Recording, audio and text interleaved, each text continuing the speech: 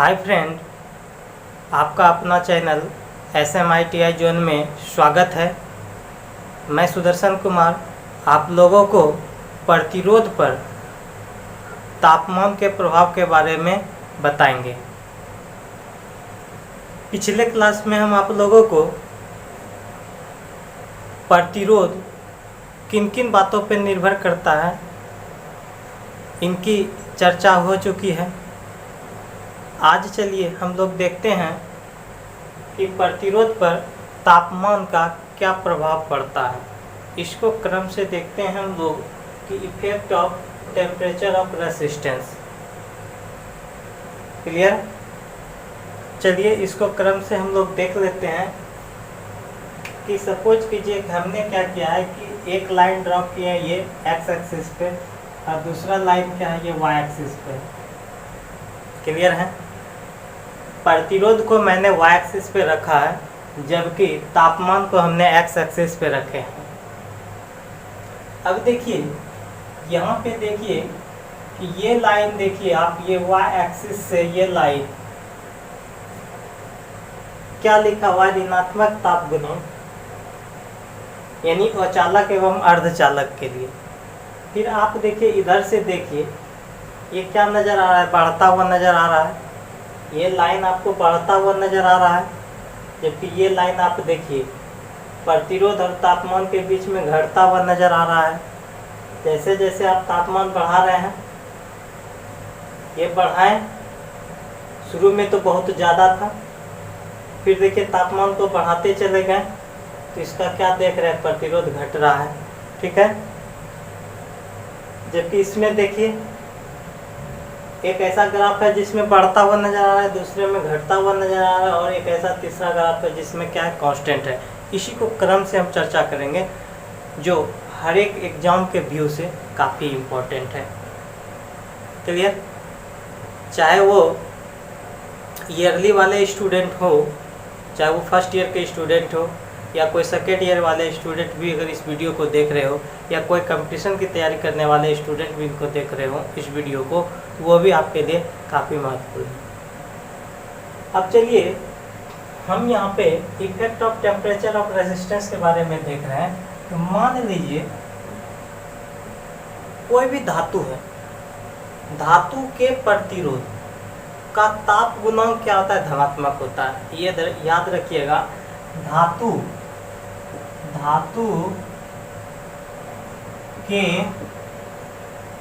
प्रतिरोध का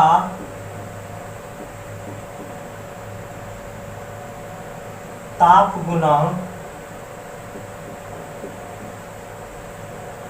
धनात्मक होता है।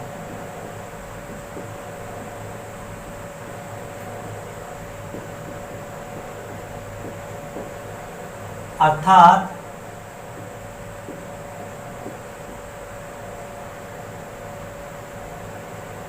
तापमान के बढ़ने पर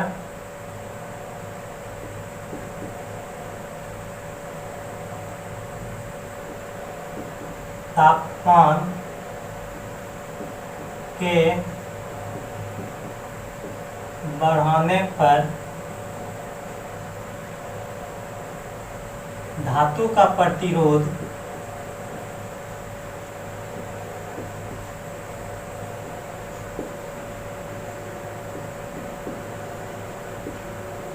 बढ़ता है, या वाइस वर्सा।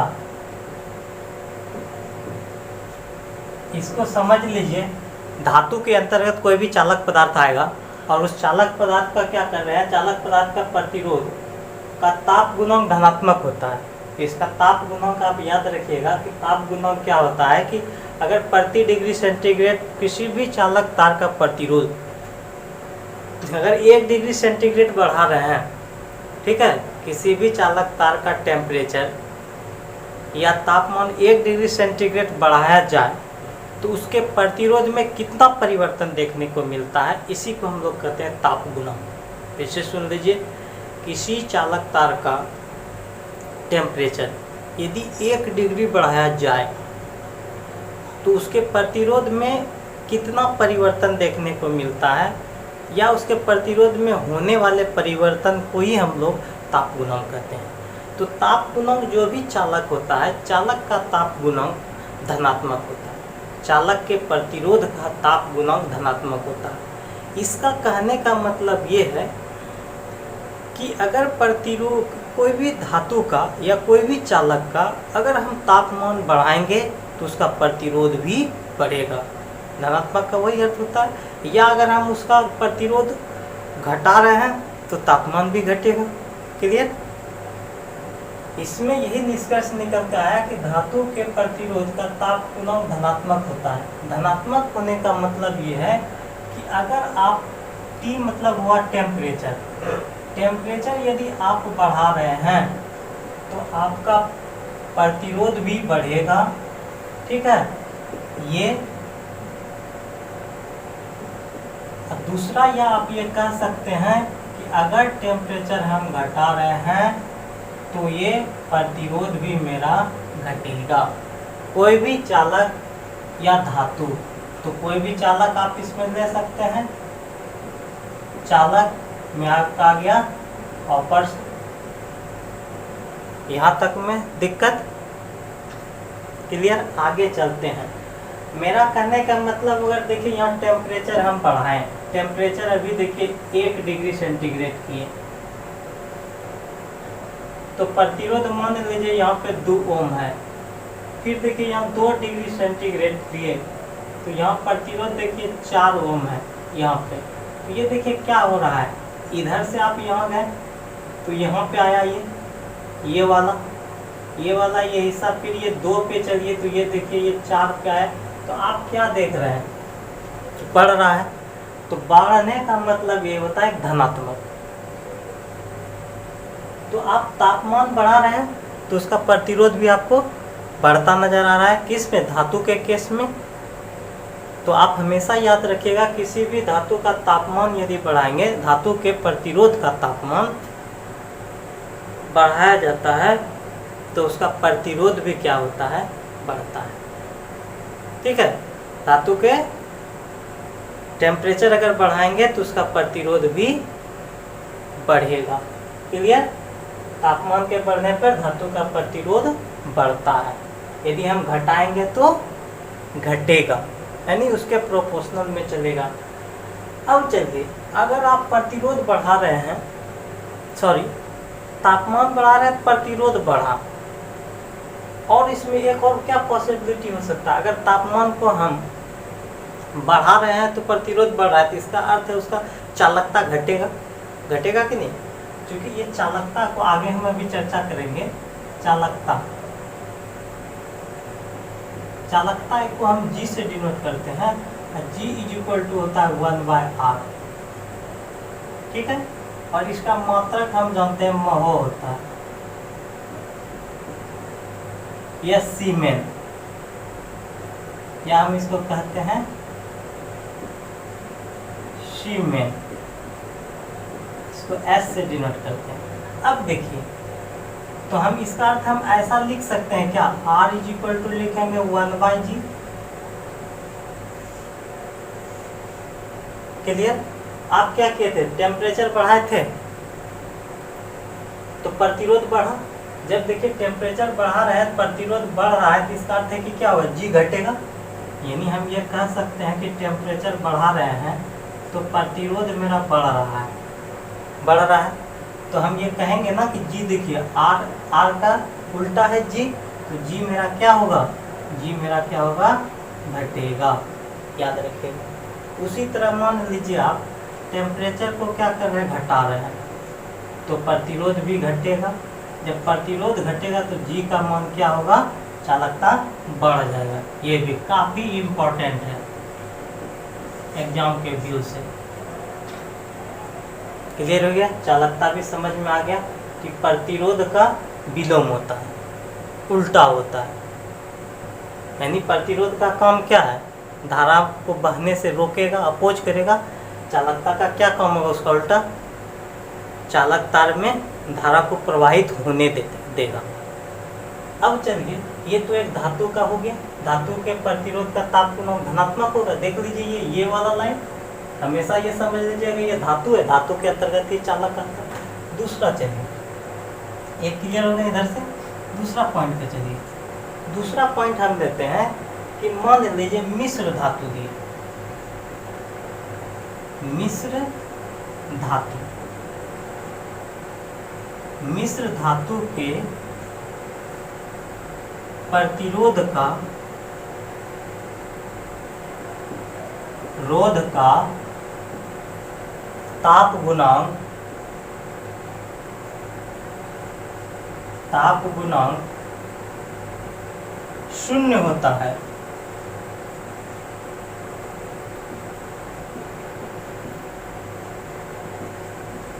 इसका अर्थ क्या होता है?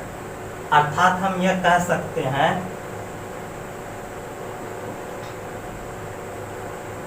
अर्थात तापमान के बढ़ने पर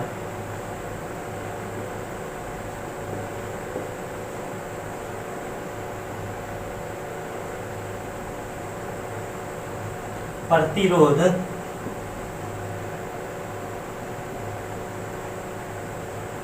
नहीं बढ़ता है, यही ना कहेंगे। अब कोई भी एक मिश्र धातु, आप मिश्र धातु ले लीजिए, यूरेका ले लीजिए, मैग्नीन ले लीजिए,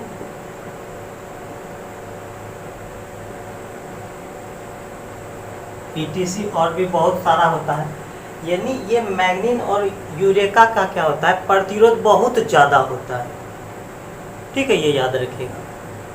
और ये मिश्र धातु के अंतर्गत आता है मैग्नीन और यूरेका। क्योंकि ये मिश्र धातु है इसका, इसके प्रतिरोध का ताप गुणांक 0 होता है। ये देखिए 0, देख लीजिए ये यूरेका का बना है मिश्र धातु का, 0 ताप गुणांक है, 0 ताप गुणांक है। तो इसका कहने का मतलब क्या है,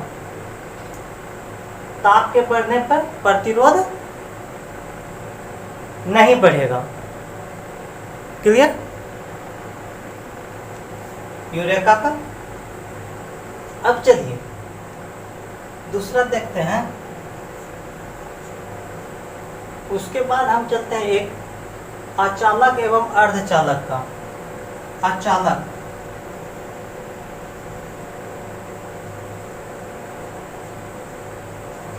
एवं अर्धचालक।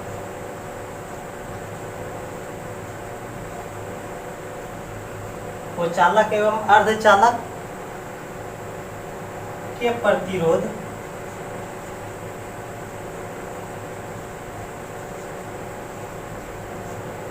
ताप गुणांक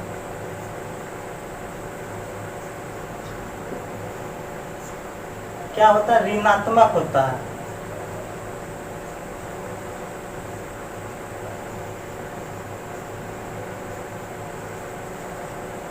ठीक है, ऋणात्मक होने का अर्थ अर्थात तापमान बढ़ने पर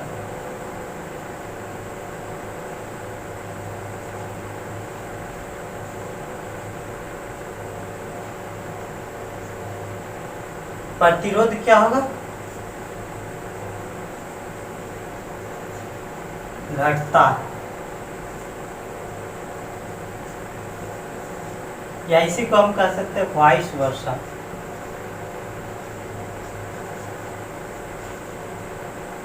एज फॉर एग्जाम्पल के तौर पे आप ले सकते हैं,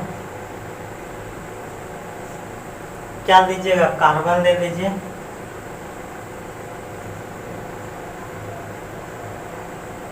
कोई भी वैद्युत अपघटनी लीजिए,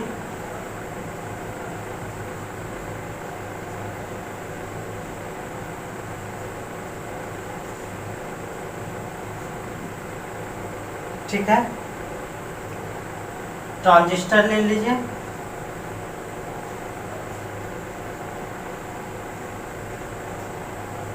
डायोड लीजिए। ये सब जितना भी आपका कार्बन देख रहे हैं वैद्युत अपघटनी, ये बहुत इंपॉर्टेंट है। कोई भी अचालक एवं अर्धचालक की बात करेंगे। अचालक किसको कहते हैं, जिससे क्या होगा, विद्युत धारा आसानी से फ्लो नहीं हो रहा हो, या हम कह सकते हैं जिसका प्रतिरोध बहुत ज़्यादा हो। उसी तरह अर्धचालक किसको कहेंगे?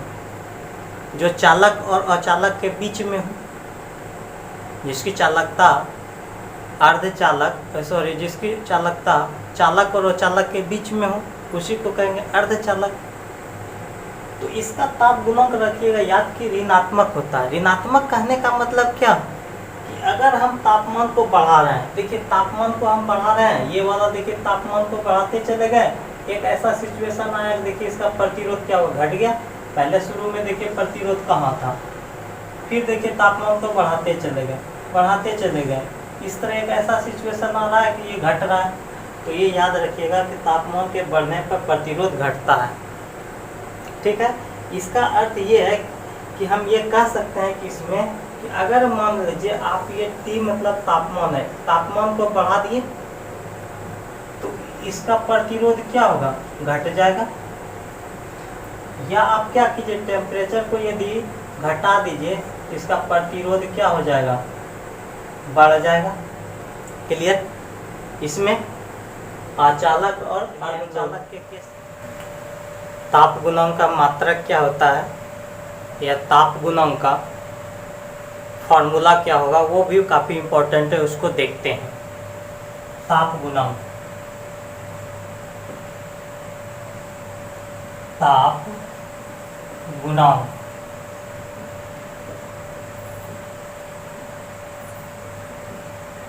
Temperature coefficient, pressure coefficient,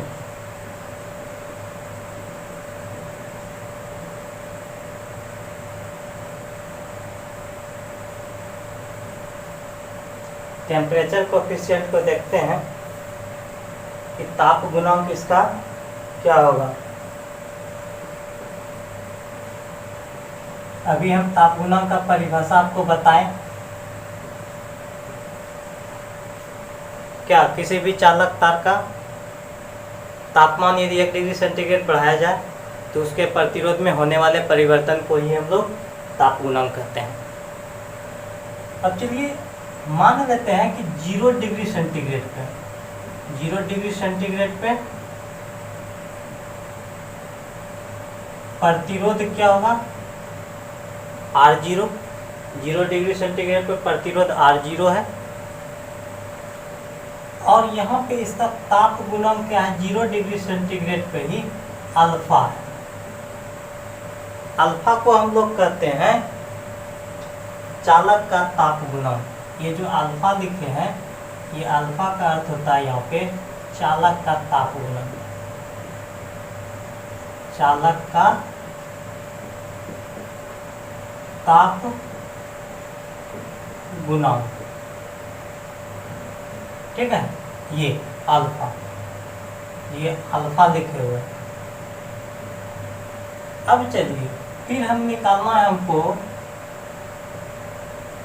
T degree centigrade पे, तो T डिग्री सेंटीग्रेड पे RT हो जाएगा।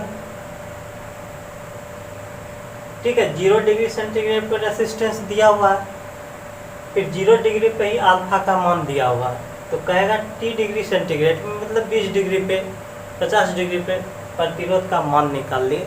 तो उस केस में देखिए क्या होता है कि ये RT is equal to formula होता है R0 1 प्लस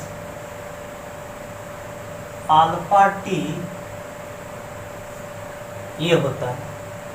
ठीक है, ये फार्मूला है, मोस्ट इम्पोर्टेंट है, इसको याद रखिएगा।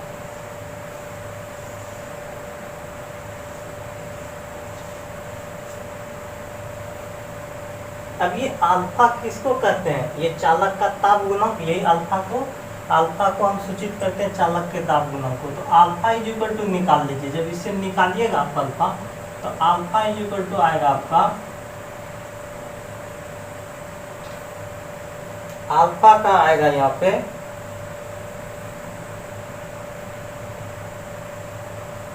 RT minus R0 by R0 t, ये अल्फा का मान निकलेगा। आप इसको क्रॉस कराइए ना, क्रॉस मल्टीप्लिकेशन कराइएगा, आपको पता चल जाएगा। ठीक है, अगर नहीं तो हो रहा है तो हम देखिए आपको बताते हैं। यहाँ पे देखिए इसको, इसी को आगे जब बढ़ाइएगा तो क्या लिखिएगा, RT by R0 is equal to 1 plus लिखिएगा ना अल्फा इंटू टी, फिर देखिए RT बाय R0 माइनस हो जाएगा, इधर 1 आ जाएगा, अल्फा इंटू टी हो जाएगा। अब चलिए इसको आगे कीजिए मल्टीप्लिक, इसका एलसीएम लीजिए। R0 इज इक्वल टू क्या हो जाएगा, RT minus R0 is equal to alpha into T. तो अल्फा का जब मान निकालिएगा तो RT minus R0 by R0 into T आएगा। देखिए तो यही चीज़ हम यहाँ देखे हैं। ठीक है, अब ये अल्फा का मान निकल गया। अब देखिए इसी का हम निकालते हैं क्या, मात्रक, मात्रक निकालते हैं अल्फा का।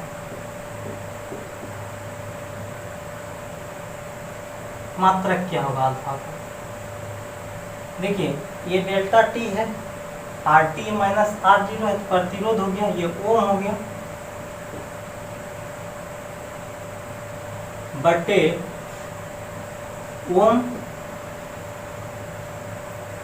टी का मात्रक क्या होता है, डिग्री सेंटीग्रेड।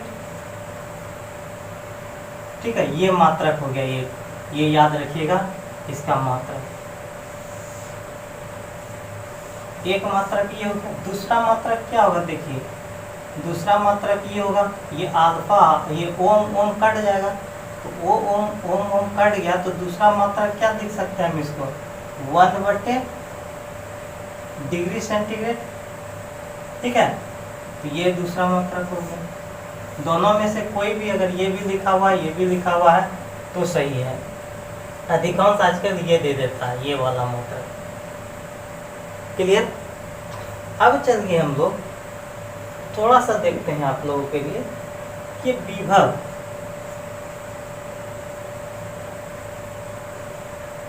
पिछले क्लास में हम चर्चा किए थे विभव क्या था।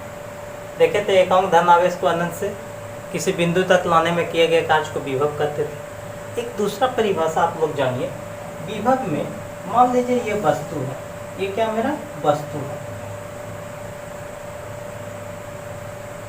और ये मेरा क्या पृथ्वी है, क्या ये पृथ्वी।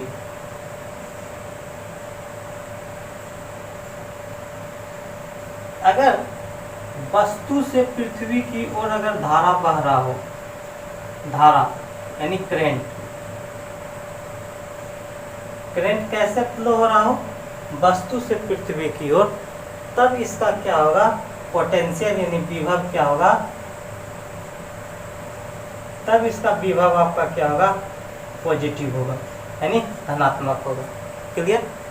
जब वस्तु से पृथ्वी की ओर धारा बह रहा है, फ्लो हो रहा है, तब उस समय विभव धनात्मक होता है। जस्ट इसका उल्टा, जस्ट इसका उल्टा मान लो। अब इधर से हो रहा है, पृथ्वी से वस्तु की ओर हो रहा है, तब इस समय विभव क्या होगा, आपको देखने को मिलेगा, विभव मिलेगा ऋणात्मक। समझ में आ गया कि यानी विभव आपका क्या हो सकता है, धनात्मक और ऋणात्मक कुछ भी हो सकता है। जब वस्तु से पृथ्वी की ओर जा रहा है तो उसमें विभव क्या होगा, जब वस्तु से पृथ्वी की ओर कोई धारा बह रहा हो तो उसको पॉजिटिव विभव कहेंगे, और जब पृथ्वी से वस्तु की ओर धारा बहेगा तब हम उसको क्या कहेंगे, ऋणात्मक विभव कहेंगे। ठीक है, क्लियर। तो आज यहीं तक रहने दीजिए। यदि आपको वीडियो अच्छा लगा तो लाइक कीजिए और अपने दोस्तों यारों में शेयर भी कीजिए। अगर कोई नए विद्यार्थी इस वीडियो को देख रहे हों और यदि उन्हें अच्छा लगा हो तो वो भी लाइक करें और अपने दोस्तों यारों में शेयर भी करें। और आपको वीडियो कैसा लगा आप कमेंट बॉक्स में भी लिखें।